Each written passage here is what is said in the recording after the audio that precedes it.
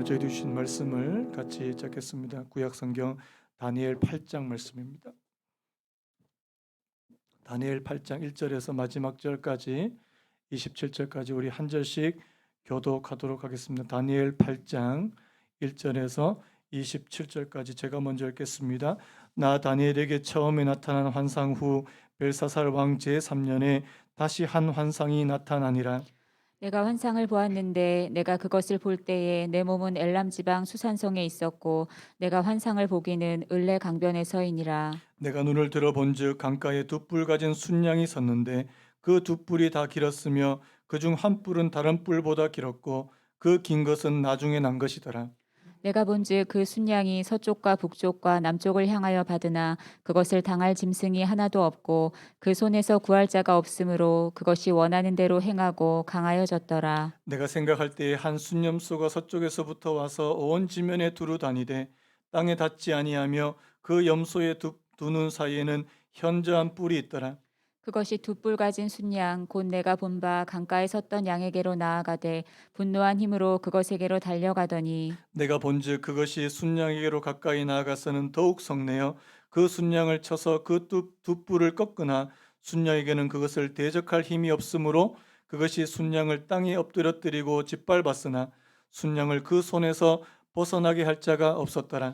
순염소가 스스로 심히 강대하여 가더니 강성할 때에 그 큰 뿔이 꺾이고 그 대신에 현저한 뿔 넷이 하늘 사방을 향하여 났더라. 그중 한 뿔에서 또 작은 뿔 하나가 나서 남쪽과 동쪽과 또 영화로운 땅을 향하여 심히 커지더니 그것이 하늘 군대에 미칠 만큼 커져서 그 군대와 별들 중에 며칠 땅에 떨어뜨리고 그것들을 짓밟고 또 스스로 높아져서 군대의 주제를 대적하며 그에게 매일 드리는 제사를 없애버렸고 그의 성소를 헐었으며 그의 악으로 말미암아 백성이 매일 드리는 제사가 넘긴 바 되었고 그것이 또 진리를 땅에 던지며 자의로 행하여 형통하였더라. 내가 들은즉 한 거룩한 이가 말하더니 다른 거룩한 이가 그 말하는 이에게 묻되 환상에 나타난 바 매일 드리는 제사와 망하게 하는 죄악에 대한 일과 성소와 백성이 내준 바 되며 짓밟힐 일이 어느 때까지 이를꼬 하매 그가 내게 이르되 2300 주야까지니 그때 성소가 정결하게 되리라 하였느니라. 나 다니엘이 이 환상을 보고 그 뜻을 알고자 할 때에 사람 모양 같은 것이 내 앞에 섰고 내가 들은즉 을레강 두 언덕 사이에서 사람의 목소리가 있어 외쳐 이르되 가브리엘아 이 환상을 이 사람에게 깨닫게 하라 하더니 그가 내가 선 곳으로 나왔는데 그가 나올 때에 내가 두려워서 얼굴을 땅에 대고 엎드리매 그가 내게 이르되 인자야 깨달아 알라 이 환상은 정한 때 끝에 관한 것이니라. 그가 내게 말할 때에 내가 얼굴을 땅에 대고 엎드리어 깊이 잠들매 그가 나를 어루만져서 일으켜 세우며 이르되 진노하시는 때가 마친 후에 될 일을 내가 내게 알게 하리니 이 환상은 정한 때의 끝에 관한 것임이라. 네가 본 바 두 뿔 가진 순양은 곧 메대와 바사 왕들이요 털이 많은 순염소는 곧 헬라 왕이요 그의 두 눈 사이에 있는 큰 뿔은 곧 그 첫째 왕이요 이 뿔이 꺾이고 그 대신에 네 뿔이 났은즉 그 나라 가운데에서 네 나라가 일어나되 그의 권세만 못하리라. 이 네 나라 마지막 때에 반역자들이 가득할 즈음에 한 왕이 일어나리니 그 얼굴은 뻔뻔하며 속임수에 능하며 그 권세가 강할 것이나 자기의 힘으로 말미암은 것이 아니며 그가 장차 놀랍게 파괴행위를 하고 자의로 행하여 형통하며 강한 자들과 거룩한 백성을 멸하리라. 그가 꾀를 베풀어 제 손으로 속임수를 행하고 마음에 스스로 큰 체하며 또 평화로운 때에 많은 무리를 멸하며 또 스스로 서서 만왕의 왕을 대적할 것이나 그가 사람의 손으로 말미암지 아니하고 깨지리라. 이미 말한 바 주야에 대한 환상은 확실하니 너는 그 환상을 간직하라. 이는 여러 날 후의 일임이라 하더라. 같이 읽겠습니다. 이에 나 다니엘이 지쳐서 여러 날 앓다가 일어나서 왕의 일을 보았느니라. 내가 그 환상으로 말미암아 놀랐고 그 뜻을 깨닫는 사람도 없었느니라. 아멘. 아멘. 오늘 본문의 말씀이 좀 긴데요. 우리 오늘 말씀의 제목을 한번 따라 보시겠습니까? 핍박의 때를 대비하라. 한번 더요. 핍박의 때를 대비하라. 오늘 이 8장 말씀도 여러분들이 조금 이제 주의를 기울이셔서 말씀에 좀 주목을 하셨으면 좋겠습니다. 요즘 제가 읽고 있는 그 책 한 권이 있는데요. 제가 요즘에 이 기독교 세계관에 대해서 관심이 있어서 이 책 한 권을 읽고 있는데 기독교 세계관 바로 세우기라는 책입니다. 그 책에 보니까 이런 내용이 있었어요. 그 미국의 군사 평론가입니다. 이게 뭐 목사님도 아니고 이 신학자도 아닌데 군사 평론가인 이 한 사람이 이런 말을 하는 거예요. 한번 들어보시겠습니까? 미국의 전통적인 기독교 문화가 무너지고 있다. 이 문화는 인류 역사상 가장 풍요로운 사회를 제공했음에도 불구하고 지금 우리가 그것을 버리고 있기 때문에 무너지고 있다. 이 글을 쓰는 시점이 1990년대래요. 90년대 이미 이 미국의 군사 평론가가 이렇게 이야기할 정도면 미국의 기독교 문화는 뭐 거의 지금 붕괴 일보 직전에 있다 뭐 이렇게 말할 수 있는데요. 그러면서 이제 이 미국의 기독교 문화가 급격하게 무너지게 됐는 데 있어서 중요한 세 가지 흐름이 있다고 그렇게 말씀을 하더라고요. 그게 뭐냐니까 첫 번째가 이 문화적인 상대주의라고 그렇게 말합니다. 어려운 용어를 제가 말씀을 드리는데요. 이 문화적인 상대주의가 뭐냐니까 사회마다 그들 나름의 독특한 문화가 있으니까 그걸 인정하고 받아들여줘야 된다. 여러분 듣기엔 어떻습니까? 굉장히 좋게 들리죠? 예. 다른 사람들의 문화를 존중해야 된다. 이 말을 그런데 이 말 속에 뭐가 어떤 의미가 포함되냐니까요. 절대적으로 옳은 가치관이나 문화는 없다는 겁니다. 절대적으로 여러분 기독교에서 말씀하는 게 뭐예요? 기독교에서 말씀하시는 건 뭐예요? 이거는 절대적인 하나님의 진리다 이렇게 가르치잖아요. 그런데 문화적인 상대주의가 들어오니까 그런 거 없다는 겁니다. 너도 맞고 나도 맞고. 이게 굉장히 이제 기독교를 이제 위협할 수 있는데 또 한 가지가 뭐냐니까 이 세속주의입니다. 이 세속주의라는 이 단어는 무슨 뜻이냐니까 관습이나 문화가 종교적인 믿음과 완전히 분리돼야 된다. 뭐 이런 문화에 자꾸 기독교 이런 거 자꾸 집어넣지 말라는 거예요. 이게 세속주의라는 사실입니다. 그 다음에 이제 세 번째가 이제 굉장히 좀 이제 우리도 피부에 와닿을 만한 건데 바로 이 성적인 자유라는 그런 문화라는 거예요. 성적인 자유 문화. 이게 뭐냐니까요. 이 전통적인 성의 개념에서 완전히 해방돼야 된다. 그러면서 이제 그 책에서 뭐를 얘기하냐니까 그 프랑스에서 일어났던 그 68 혁명이라는 게 있습니다. 프랑스에서 일어난 이 68 혁명이 이제 그 모토가 뭐냐니까 한번 들어보시겠습니까? 금지함을 금지하라. 뭘 금지함을 여러분 금지함을 금지하래요. 그 다음에 구속 없는 삶을 즐겨라. 갑자기 이렇게 마음이 확 당기십니까? 구속 없는 삶. 결혼은 구속이다. 결혼은 구속이니까 구속 없는 삶을 즐겨라. 마지막에 혁명을 생각하면 섹스가 떠오른다. 이런 말도 안 되는 일부 때는 이 미성년자들이 없었는데 미성년자에 있어서 굉장히 좀 민망합니다만 여러분 뭐 이런 식으로 성적인 자유가 이 기독교 문화를 굉장히 위협하고 이 프랑스에서 있었던 이 혁명이 나중에 미국으로 넘어가게 되고요. 미국 사람들이 굉장히 이에서 영향을 받고 결혼은 나를 그냥 구속하는 거야. 여러분 잘 아시는 그 히피 문화 뭐 이런 걸로 이렇게 발전되게 되는데요. 여러분 과연 성적인 자유가 보장이 되면 더 좋은 사회, 더 나은 세상이 올까? 그 책에서 이제 하는 말입니다. 그게 아니라는 거죠. 그러면서 이제 아프리카 선교사이면서 이 정신과 의사인데요. 이분이 테오도르 달림풀이라는 분의 말을 인용하는데 한번 들어보시죠. 이 말이 굉장히 중요한데요. 혼인과 사회적 의무에서 해방된 성관계가 어떤 것인지 보고 싶다면 사회 최하층민, 이분이 이제 아프리카에서 생활을 오래 하셨으니까 아프리카에 있는 사회 최하층민의 삶의 혼돈을 보라. 그러면서 하는 말이 뭐냐니까 거기에는 복부 타격으로 이루어지는 낙태가 있대요.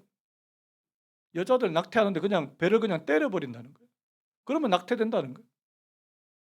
그 다음에 피임이나 성교육을 받기 전에 아기들을 벌써 낳아버린 아이가 있대. 10대 초반의 아이들이 아이를 낳고 그 아이가 또 낙태가 되고 버림을 받고 해산을 전후에 아기의 아버지로부터 버려지는 여자들이 있대. 보편적인 성의 자유라는 동전의 뒷면엔 비정한 질투심이 있다. 그다음 마지막으로 성에 있어서 받아들일 수 있는 것과 없는 것의 구분이 흐려진다. 여러분, 성적인 자유가 우리에게 더 나은 어떤 행복을 가져다 줄 거라고 그렇게 막 선전하고 포장했는데요. 오히려 그 이면을 바라보니까 너무나도 큰 혼란, 이 혼돈을 가져다 주고 있더라는 겁니다. 여러분, 이 세 가지가 기독교 문화에 이게 영향을 준다는 사실입니다. 이게 남의 얘기가 아닌 거 여러분 잘 아시죠? 우리나라도 지금 급격하게 이런 방향으로 지금 흘러가고 있는 거 아닙니까? 특별히 성적인 자유에 대해서는요, 우리나라도 이제 더 이상 이 서구권과 다르지 않습니다. 제가 바로 지난주에 있었던 기사 내용이에요. 저도 약간 충격을 받았어요. 엄마가 자기 중학생 딸방을 이렇게 치우고 있는데 뭐를 발견했냐니까 피임 도구를 발견한 겁니다. 임신 테스트기도 발견하고. 여러분 생각에 이런 아직 머리에 피도 안 마른 것들이 떼끼, 여러분 이 정도 수준이 아니라는 거예요. 저는 제가 대학 다닐 때 그 미국 영화를 보면 어떤 것들이 있었냐니까 그 미국 영화에 보면 그 엄마가 그 중학생 딸이나 중학생 아들한테 뭐 피임 도구를 주고 뭐 그런 게, 그게 제가 대학교 다닐 때 미국 얘기였거든요. 근데 여러분 20여 년이 지난 지금 우리나라 상황이 돼 버렸다는 사실입니다. 여러분, 이런 것들이 그냥 단순히 그냥 문화다, 이제는 뭐 우리도 그냥 그런 문화다 이렇게만 생각할 것이 아니라 기독교 자체를 무너뜨릴 수 있는 도구가 될 수 있다는 사실입니다. 제가 만약에 이런 얘기를 한다고 한번 쳐보죠. 성관계는 결혼한 부부 사이에만 가능하다. 무슨 대답이 돌아올 것 같습니까?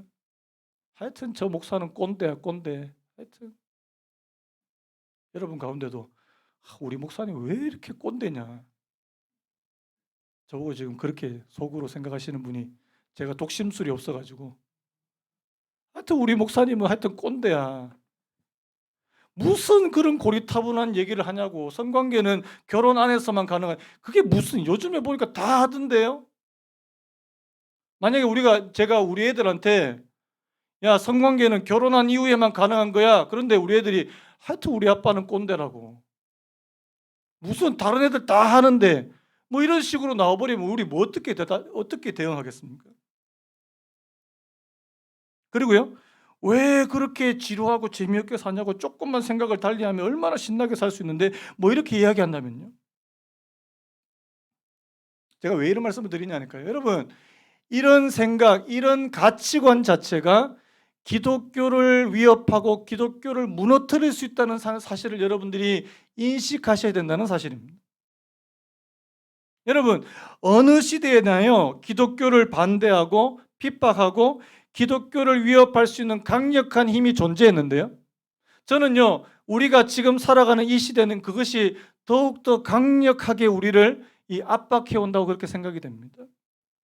여러분, 경건하게 살려면요 누구나 다 반대에 부딪히게 돼 있어요. 우리 디모데후서 3장 12절 말씀 같이 한번 읽어볼까요?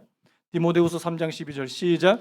무릇 그리스도 안에서 경건하게 살고자 하는 자는 박해를 받으리라. 여러분, 누구든지 그리스도 예수 안에서 경건하게 살고자 하면요 뭐가 온다고요?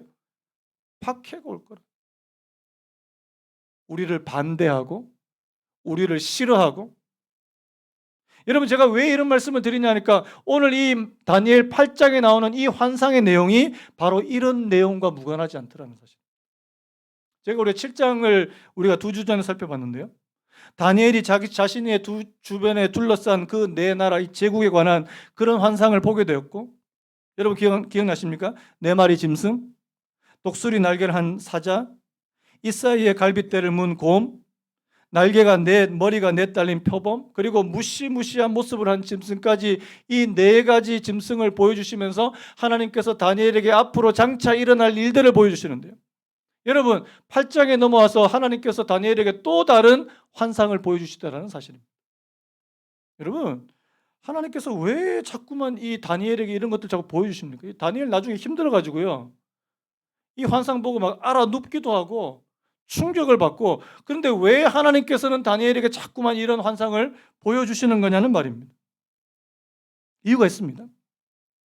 바로 지금 이 다니엘이 본 환상은요, 그가 살고 있는 시대와 그 다음 시대를 보여주고, 이 시대의 모습을 보여주고 있다는 사실입니다. 한번 따라해 보시겠습니까? 다니엘의 환상은 시대의 모습을 보여주고 있다. 여러분, 그가 지금 살고 있는, 지금 다니엘이 환상을 본 시점이 언제냐니까 바로 바벨론 제국이 완전히 멸망하기 일보 직전인, 오늘 말씀 보면 벨사살 왕이라고 되어 있잖아요. 마지막 왕이에요. 그런데 그가 지금 앞으로 이제 이게 다가오는 그 나라 페르시아라고 하는 나라, 그리고 그 다음 나라 이 헬라 제국의 모습을 보여주고 있다는 사실입니다. 앞으로 그가 살아가고 또 하나님을 믿는 백성들이 살아가는 그 시대는 어떤 시대냐? 여러분, 살기 좋은, 믿음 있는 사람이 살기 좋은 시대일까요? 아니면 나쁜 시대일까요? 살아가기 힘든 시대예요. 지금 그것을 다니엘에게 보여주고 있다는 사실입니다. 제가 나중에 이제 그 9장 넘어가면 제가 또 설명을 드리겠지만, 지금 이 다니엘이 나이가 많은 이 시점은 어떤 시점이냐니까, 하나님께서 이스라엘 백성들에게 약속해 주신 그 바벨론 포로 기간이 있습니다. 예레미야서 보면 그 바벨론 포로 기간을 하나님께서 70년으로 정해 놓으셨어요. 그런데 이제 그 70년이 다 돼 간다는 사실입니다. 그 말은 뭐예요? 바벨론의 포로로 잡혀갔던 사람들이 어디로 돌아올까요? 이스라엘 땅으로 돌아온다. 자, 이스라엘 땅으로 돌아오는데 그들이 자 이제 불행 끝, 행복 시작입니까? 아니라는 거예요. 오늘 여러분들이 보셔야 되는 이 환상의 주된 그 요점은 바로 그들이 살아갈 그 시대가 정말 녹록지 않다, 이 사실을 보여주고 있다는 것입니다. 자, 그래서 제가 환상을 이제 구체적으로 좀 설명을 드리려고 하는데요. 첫 번째, 오늘 환상도 크게 두 부분으로 나눌 수 있습니다.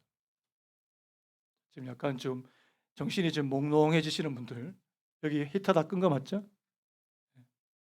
지금 히터도 안 켜져 있는데 막 정신이 막 몽롱해지고, 갑자기 또 깊은 잠에 빠지시면 곤란합니다. 정신을 바짝, 정신줄을 잡으셔야 돼요. 자, 첫 번째 환상 한번 따라 보시겠습니까? 순양과 순염소 환상. 두 번째, 작은 뿔 환상. 오늘 환상은 크게 두 개예요. 크게 두 가지. 자, 그러면 이 두 가지 환상이 가리키는 게 뭐냐? 이 두 가지 환상 모두 다 하나님을 믿는 이스라엘 백성들에게 위협적인, 굉장히 위협적인 그런 환상이라는 사실입니다. 자, 첫 번째는 순양과 순염소가 나오는데요. 자, 오늘 말씀 먼저 4절을 우리 같이 한번 읽어봤으면 좋겠습니다. 4절, 순양에 관한 내용인데 한번 읽겠습니다. 시작. 내가 본즉 그 순양이 서쪽과 북쪽과 남쪽을 향하여 받으나 그것을 당할 짐승이 하나도 없고 그 손에서 구할 자가 없으므로 그것이 원하는 대로 행하고 강하여 졌더라. 여러분, 지금 이 순양의 특징이 뭐냐니까 강하다, 그리고 잘 싸운다. 여러분, 나중에 그 다니엘에게 이 환상에 대한 해석도 해주시는데요. 그 해석 20절에 보니까 이 순양을 가리켜서 메대와 바사의 왕들이 있다. 쉽게 말하면 페르시아다, 이렇게 이야기합니다. 지금 이제 다니엘이 살아가야 될 시대가 지금 페르시아 시대예요. 그런데 이 페르시아 시대의 특징은 뭐냐니까 강하다. 한번 따라해봐요. 강하다. 힘이 있다. 쉽게 말하면 힘의 논리가 작동되는 시대라는 사실입니다.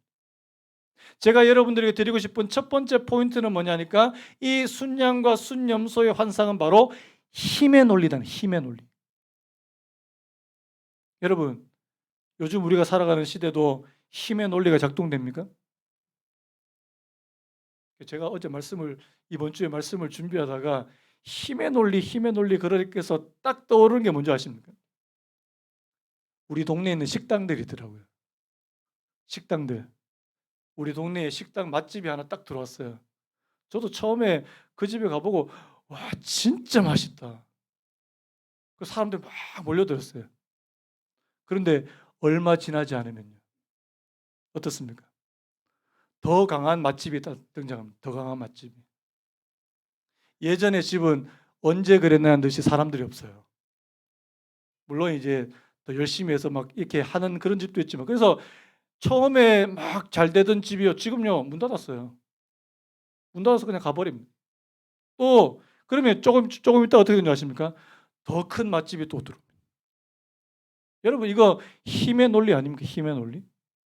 저는 교회도 이렇게 될까 봐 되게 겁이 나는데요. 여러분, 세상은 어느 쪽으로 흘러가냐니까 이 힘 있는 자들이, 여러분 오늘 말씀 보시면 이 힘 있는 순양이 나오는데요. 자, 그 다음에 보십시오. 5절에 보세요. 내가 생각할 때에 한 순념소가 서쪽에서부터 와서 온 지면에 두루 다니며 땅에 닿지 아니하며 그 두 염소 눈 사이에는 현저한 뿔이 있더라. 자, 6절에도요. 그것이 두 뿔 가진 순양 곧 내가 본 바 강가에 있었던 양에게로 나아가되 분노한 힘으로 그것에게로 달려가더니, 7절에요. 그것이 순양을 땅에 엎드려뜨리고 짓밟았으나 순양을 그 손에서 벗어나게 할 자가 없었도다. 여러분, 순양도 굉장히 큰 힘을 가지고 그렇게 등장했는데 순념소는요, 비교할 수 없을 정도로 더 큰 힘을 가지고 그렇게 이 순양을 무너뜨리고 공격하고 엎드려뜨려 버리더라, 짓밟아 버리더라는 거예요. 뭘 말하는 거예요? 힘의 논리라는 힘. 여러분 아시다시피 이 순념소는 어느 나라를 가리킵니까? 페르시아 다음에 일어났던 이 헬라 제국, 이 알렉산더를 대표하는 그 헬라 제국을 말씀하는 거 아닙니까? 여러분, 세상은 온통 힘의 논리가 작동되는 그런 곳이 바로 이 세상이다. 그걸 지금 저희들에게 가르쳐 주고 있는 거예요. 여러분, 이런 제국의 틈바구니에서 자, 하나님을 믿는 이스라엘이라고 하는 나라는요, 자, 힘이 있습니까 없습니까? 페르시아가 이따만한 나라고 헬라가 이따만한 나라면, 자, 이스라엘은 어느 정도 될까요? 요만합니다. 자, 우리 주변, 우리나라도 그랬어요. 우리나라 주변에 어떤 나라가 있어요? 중국이 있고 러시아가 있고 저기 또 바다 건너 또 미국 있고, 우리나라는요 거기에 비하면 요만한 거. 아무런 힘이 없. 그 힘에 하나님의 백성들이 짓밟힐 수 있는 그 상황을 지금 미리 보여주고 계시다라는 사실입니다.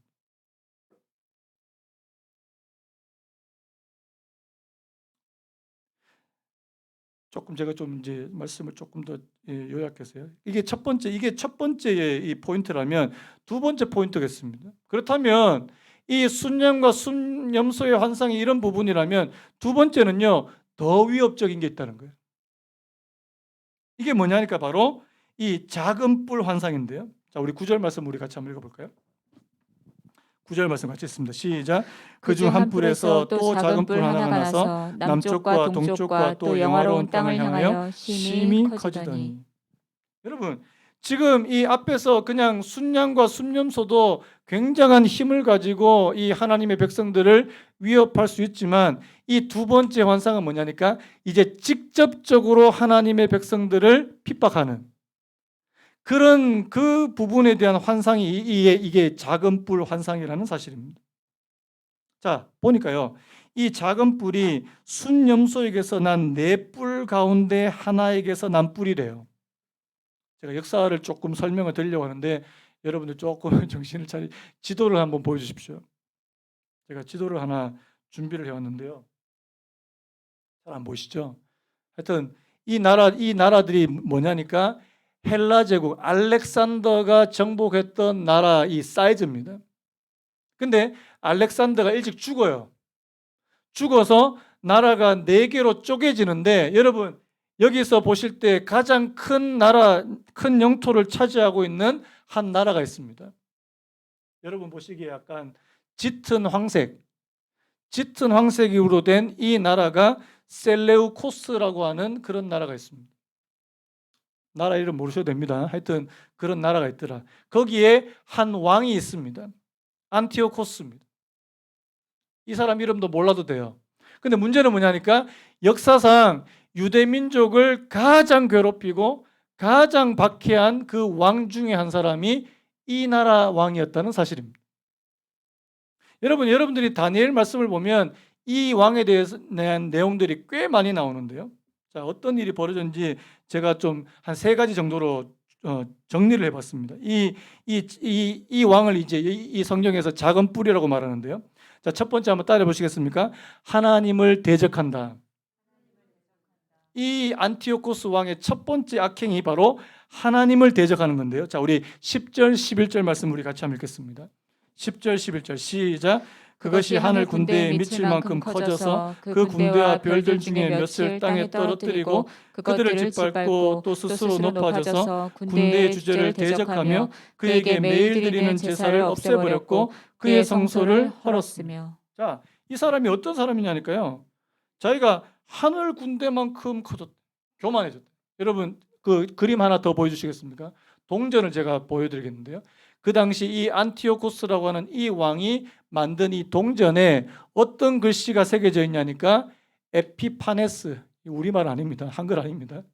이게 그리스어로 에피파네스. 이게 무슨 뜻이냐니까 하나님의 현현이란 뜻입니다. 쉽게 말해서 내가 하나님이라는 거예요. 이 안티오코스라는 왕이 얼마나 교만했냐니까 내가 왕이, 내가 신이고 내가 하나님이라는 겁니다. 그래서 너희들은 나에게 숭배해야 되고 내가 믿는 제우스 신을 너희들이 믿어야 되고 뭐 이런 거예요. 그래서 지금 이 신성 모독적인 이런 행위들을 굉장히 많이 하는데, 자, 그 중에 대표적인 게 뭐냐니까 제사를 없애버리더래. 쉽게 말하면 오늘날로 말하면 예배를 없애버리는 거예요. 교회를 폐쇄해버리고 예배를 없애버리는 거예요. 여러분 사실 우리나라에서는 아직까지 그런 일이 벌어지지 않았는데요. 여러분 중국만 해도 지금 어떤 상황인지 아십니까? 제가 예전에 코로나 전에 아주 한 4, 5년 전에 상해를 한번 갔었거든요. 상해에 가보면 중국 상해에 중국에서 가장 큰 한인교회가 있습니다. 성도님들이 뭐 한 3,000명 이상 모이는 그런 엄청 큰 한인교회. 그런데요, 작년에 그 한인교회가 폐쇄가 됐습니다. 왜냐하니까 그 중국 공산당에서 현지 교회, 중국 현지 교회도 막 폐쇄를 시키는데 한인교회도 그냥 폐쇄를 시켜버리는 거예요. 이야기를 들어보니까 그냥 와가지고 다음 주부터 이 교회 문 못 엽니다. 그냥 공지하고 그냥 가버리더래요. 그 중국의 모습이에요. 여러분 이런 일들이 오늘날 세계에도 일어날 수 있더라는 사실입니다. 제가 예전에 한번 말씀드렸는데 이 안티오코스 이 왕 있을 때 무슨 일이 벌어졌냐니까 예루살렘 성전에다가 자기가 믿는 제우스 신상을 세워버립니다. 거기 절하라 그럽니다. 절 안 하면 죽이는. 그리고 유대인들이 부정하게 생각하는 돼지고기를 가지고 거기서 제사를 지내는. 지금 여러분 다니엘에게 이런 환상을 미리 보여주고 계신다는 사실을 여러분 기억하시기 바라요. 미리 보여주고 계시는 겁니다. 이 첫 번째 하나님을 대적하는 모습이고, 그 다음 두 번째 한번 따라해 보시겠습니까? 하나님의 백성을 박해한다. 자, 우리 24절 같이 한번 읽겠습니다. 24절 시작. 그 권세가 강할 것이나 자기의 힘으로 말미암는 것이 아니며 그가 장차 놀랍게 파괴의 일을 하고 자유로 행하여 형통하며 강한 자들과 거룩한 백성을 멸하리라. 제가 기록을 찾아보니까 이 안티오코스 이 왕이 어떤 일을 저질렀냐니까 이 유대인들이 여기 메고 다니는 그 율법 그 띠가 있습니다. 율법이 기록되어 있는 이 율법 띠 혹은 두루마기 이렇게 두루마리 이걸 가지고 있으면 사형인 거예요. 그리고 아이들에게 8일 만에 그 유대인들에게는 아이들 8일 만에 뭘 행합니까? 할례를 행하죠. 할례를 행하면 사형인 거예요. 무시무시한 거예요. 뭐 예배도 못 드리게 하고 뭐 그들이 하나님의 말씀을 가지고 있는 것도 금지시키고. 여러분 이런 시대가 이스라엘 백성들에게 찾아왔다는 겁니다. 그 다음에 세 번째가 뭐냐? 한번 따라 보시겠습니까? 하나님의 진리를 왜곡시킨다. 여러분 그 12절에 보면 어떤 표현이 나오냐니까 진리를 땅에 던지고 라는 표현이 나옵니다. 진리를 땅에 던져버렸다. 25절에도요. 그가 꾀를 베풀어 제 손으로 속임수를 행하고 진리를 왜곡시켜버리더라. 쉽게 말하면 그거예요. 이스라엘 너희들은 왜 여호와 하나님만 신이라고 그렇게 믿느냐는 거예요. 다 신이 될 수 있는. 나도 신이고 제우스도 신이고. 이거 다신론입니다. 다신론. 오늘 우리가 살아가고 있는 이 세상도 다 신이 될 수 있는 사회 아닙니까? 제가 예전에 그 해돋이 얘기했죠. 해돋이. 아니 그냥 해만 뜨는 거 보고 오시면 되는데 거기다 대고 왜 빌어요? 왜? 우리 아이 대학 들어가게 하시고. 여러분 해가 무슨 신입니까? 우리 교회 성도 가운데 또 막 가서 또 이러고 있는 거 있을까 싶어서 저 되게 겁이 나는데요. 큰일 납니다. 여러분 이 진리에 대한 왜곡이 굉장히 심각하다라는 사실. 그리고요, 이 작은 뿔이 어느 기간 동안, 일정한 기간 동안 하나님의 백성들을 박해할 것이라고 미리 말씀해 주시는데요. 자, 우리 13절, 14절 우리 같이 한번 읽겠습니다. 13, 14절 시작. 내가 환상에 들은즉 한 나타난 거룩한 이가 말하더니 그 뒷부분이 환상에 나타난 여기 뒷부분만 읽겠습니다. 시작.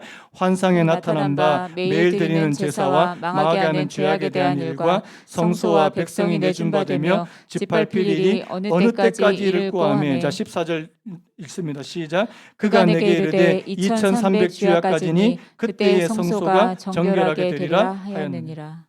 2300 주야까지다. 뭐 이거 갖고도 또 이게 며칠이냐, 이게 어느 정도 기간이냐 또 말이 많은데요. 저는요, 여러분들 기억하십시오. 하나님께서 이스라엘 백성들이 박해를 받는 시간을 정해 주셨다는 사실입니다. 이 말은 뭐예요?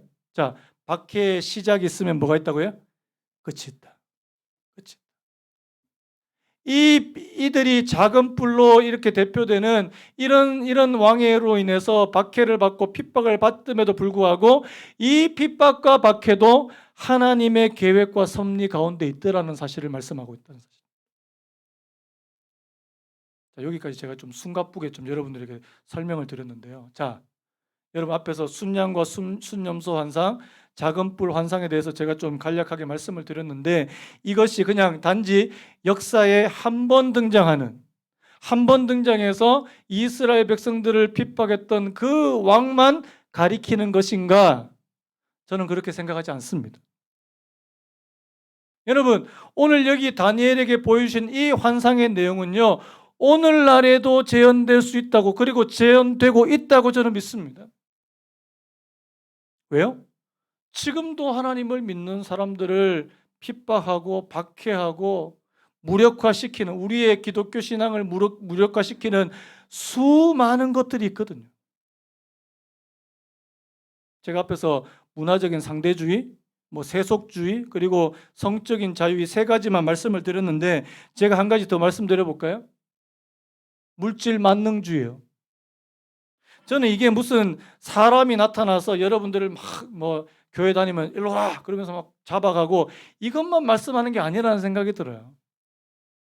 여러분 세상의 가치관이요, 세상에 성경적이지 않는 잘못된 가치관이요, 생각이요. 저는 그 중에 하나가 또 이 물질주의라는 생각이 드는데요. 최근에 제가 한 여론조사 기관에서 했던 그 여론 결과를 좀 보면서 실소가 나오는데요. 미국의 한 여론조사 기관입니다. 선진국 한 17개국, 그러니까 1등부터 17등까지 한 17개국을 쭉 조사를 했는데 19,000명을 조사했답니다. 그러면서 뭐라고 물었냐니까 삶을 의미 있게 하는 게 뭡니까? 이렇게 물었답니다. 자, 여러분들은 삶을 의미 있게 만드는 게 뭐라고 생각하세요? 대부분의 나라들이 1위로 꼽는 게 뭔지 아십니까? 가족이래요, 가족. 일부 예배 들으신 분들은 1위로 꼽은 게 다 한 17개 나라들, 그 선진국 17개 나라 중에서 1위로 꼽는 게, 이 가족으로 꼽는 게 한 14개 나라가 됩니다. 유일하게 1위로 가족을 꼽지 않은 나라가 있습니다. 유일한 건 아닌데요. 자, 그 중에 한국이 들어가 있습니다. 미리 여기다 다. 저는 우리나라만 그럴 줄 알았는데, 자 보니까 스페인이라는 나라는 1등이 뭐냐니까 건강이에요. 그 나라는 무조건 건강이 1등이래요. 그 다음에 대만은 뭐냐니까 1위가 사회. 여러분 우리나라 1위는 뭘 것 같습니까? 여기 적혀 있습니까? 돈임 돈. 제가 희한하다. 참 희한하다. 아니 다른 나라들도 돈이 다 중요하다는 거 다 알잖아요. 그런데 자기를 가장 의미 있게 만드는 게 뭐냐 했을 때 1위로 꼽는 게 돈인 나라가 우리나라밖에 없다니까요. 왜 이렇게 돈 하는지 모르겠습니다. 돈 좋은 거 다 알아요. 여러분 그래서요. 가족보다 돈이 더 우선인 나라가 우리나라밖에 없더라고요. 제가 한번 여쭤볼게요. 여러분한테 누가 한 20억 준대요. 가족을 버리실 수 있겠습니까? 일부 때도 물어봤는데 혹시 또 버릴까? 또 막 고민하실 분들 또 있을까 봐 되게 겁나는데요. 아니 무슨 나라가 돈이 최고래요. 돈이. 여러분 물질주의입니다. 왠지 아세요? 여러분 돈이 있으면 힘 있는 것 같고요. 돈이 있으면 사람들이 모이고요. 돈이 있으면 내 지위가 올라가고. 여러분 그런 사회에서는 돈이 최고 아닙니까? 돈이 하나님 아니냐고요. 여러분 이런 가운데서 기독교 신앙이 무슨 힘이 있겠냐고요. 자, 앞에서 제가 이런 질문인데요. 하나님께서 다니엘에게 왜 이런 환상을 보여주신다고요? 그가 살고 그의 다음 시대의 모습을 보여준다고 말씀했는데요. 그렇다면요, 이런 질문 다시 한번 드립니다. 하나님께서 이 다니엘을 통해서 오늘 저희들에게 이 환상을 보여주신 이유는 뭘까요? 우리가 사는 세상에도 우리의 신앙을 위협하고 핍박하고 박해하는 거대한 힘이 존재하더라는 사실입니다. 그리고 그 핍박과 박해에 대비하라고 주신 줄로 믿습니다. 하나님께서 오늘 저와 여러분들에게 이 환상을, 이 성경을 통해서 주신 이유는 이 핍박을 대비하라는 겁니다. 한번 따라해 보시겠습니까? 핍박에 대비하라. 대비하십시오. 제가 아까도 말씀했잖아요. 결혼은 부부 사이 관계에서만 가능하다. 이 이야기를 딱 꺼내면 우리는 완전히 이제 사회에서 나중에는 이제 찍히는 거예요. 아, 저 꼴통 같은 저런 사람들, 꼰대 같은 사람들.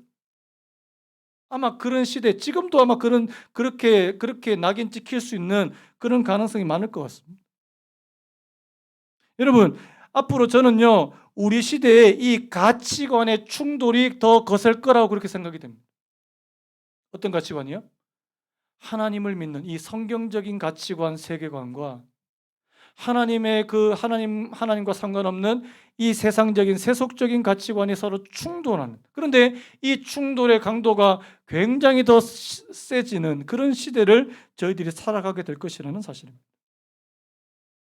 어떻게 사시겠어요? 여러분 요즘에 우리 아이들이요 스마트폰 한 대로 세상에 있는 모든 가치관을 다 빨아들일 수 있다는 사실 아십니까?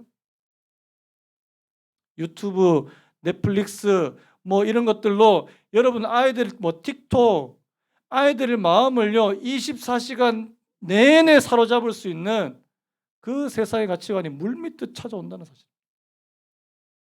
가만히 있으면 그냥 휩쓸려 가요. 어떻게 하시겠습니까?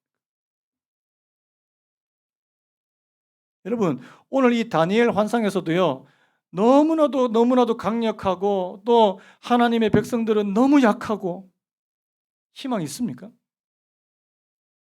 여러분 오늘 이 말씀에서요 정말 신락 같은 한 줄기 빛이 있는데요.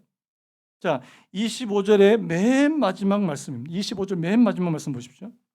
저를 한번 따라해 보시겠습니까? 그가 사람의 손으로 말미암지 않고 깨지리라. 여러분 앞에서는 뭐 순양도 나오고 순염소도 나오고 작은 뿔이 나와서 막 하나님을 믿는 사람들을 엄청나게 핍박하는데요. 나중에 보니까 그가 사람의 손으로 말미암지 않고 깨지리라. 여러분 이게 무슨 말이에요? 하나님께서 그 사람을 직접 심판하신다는 의미입니다. 하나님이 작은 뿔을 꺾으시고요. 하나님이 세상의 모든 가치관을 꺾으시는 그런 때가 온다는 것을 말씀하고 있는 거 아닙니까? 여러분, 우리의 희망은 어디 있어요? 내가 정신을 많이 차리고 내가 공부를 많이 하면 이 세상의 이런 큰 흐름을 바꿀 수 있습니까? 안 됩니다. 여러분, 제가 요즘에 마음에 많이 담고 있는 찬송가가 우리 아까 불렀던 찬송가예요. 찬송가 585장이에요. 내 주는 강한 성이요 방패와 병기 되시. 여러분, 그 찬송가 누가 지은 줄 아시죠? 종교개혁자 마틴 루터가 직접 지은 찬송가 아닙니까? 그가 종교개혁을 시작하면서 그 로마 교황청, 그 당시에 아주 진리를 왜곡시켰던 로마 교황청하고 싸우는데 자기는 너무 힘이 없는 거예요. 자기는 진짜 아무 힘이 없는 거예요. 근데 로마 교황청은 너무 강한 거예요. 그래서 내 주는 강한 성이요 방패와 병기 되시니 큰 환난에서 우리를 구하여 내시리로다. 옛 원수 마귀는 이때도 힘을 써 모략과 권세로 무기를 삼으니 천하에 누가 당하랴. 여러분, 1절의 말씀은요 마귀가 득세하는 것 같아요. 2절 말씀 보십시오. 2절 가서 보십시오. 내 힘만 의지할 때는 패할 수밖에 없다. 힘 있는 장수 나와서 날 대신하여 싸우네. 이 장수 누군가? 여러분, 이 장수 누굽니까? 예수 그리스도 아닙니까? 여러분, 오늘 저와 여러분들의 희망은 예수 그리스도여야 될 줄로 믿습니다. 예수 그리스도여야 된다는 사실. 하나님, 우리 아이들을 볼 때도, 우리 가정을 볼 때도, 이 사회를 볼 때도 희망은 예수 그리스도 되어야 된다는 사실. 나는 힘이 없어요. 여러분, 교회는 지금 점점점 힘이 없어져 갑니다. 예수님 아니면요. 여러분, 아이들 마음속에 예수님께서 계시지 않으면 여러분 나중에 어떻게 대화하시겠습니까? 어떤 분이 그렇게 이야기하더라고요. 나중에 여러분들의 며느리를 데리고 오는데 남자 며느리 데리고 오면 어떻게 하시겠냐고요. 며느리를 데리고 왔는데 남자 며느리를 데리고 왔다고요. 사윗감을 데려왔는데 여자 사윗감이 오더라고요. 어떻게 하시겠냐고요. 그런 시대가 안 온다는 보장 있습니까 지금?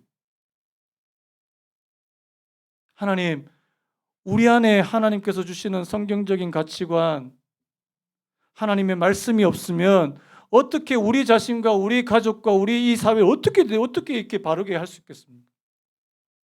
혼란스러운데. 지금 외국 보니까 18세 나이가 되면 자신의 성별을 자기가 선택할 수 있대요. 지금 미국과 호주는 벌써 그게 통과됐대. 자신의 성별을 자기가 선택할 수 있답니다. 내가 태어날 때 남자로 태어나도 나중에 18세 지나서 여자로 나 살고 싶다 그러면 여자로 그렇게 선택하면 된다는 겁니다.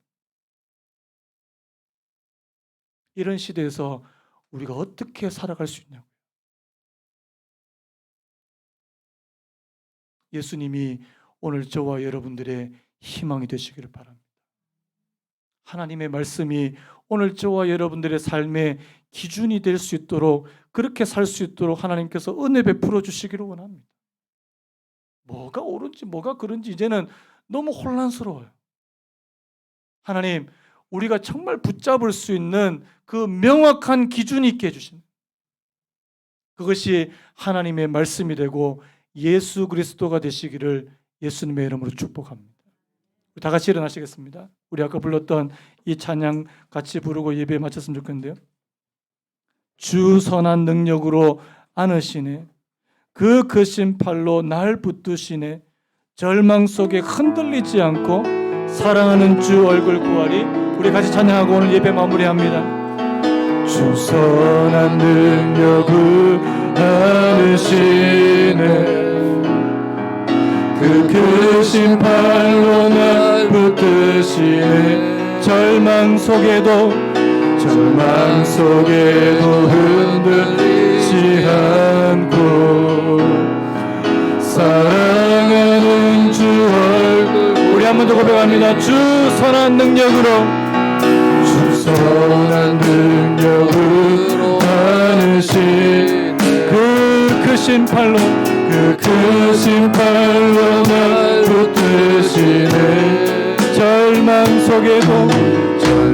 속에도 흔들리지 않고 사랑하는 주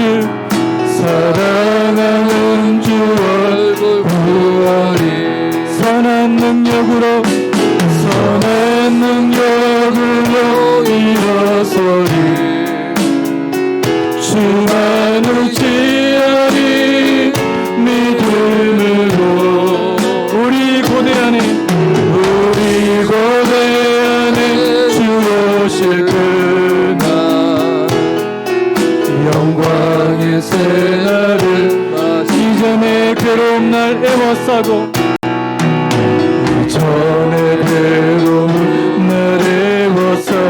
고난의 길을 걷는 날도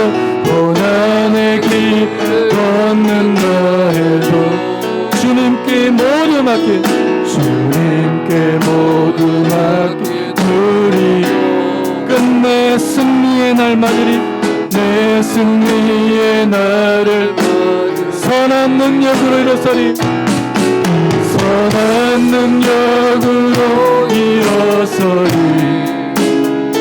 주만 의지하리 믿음으로 우리 고대하니 주 오실 그 영광의 새날을 주님이 마신 고난의 승잔을 승잔 우리도 감사하며 받으리 주님의 남은 고난 채워가며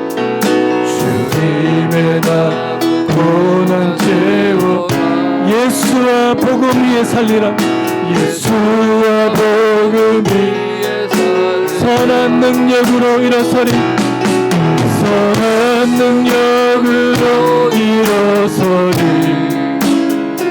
주만 의지하리 믿음으로 우리 고대 안에 주 오실 그 영광의 새날 우리 한 번 더 고백합니다. 선한 능력을 일어서리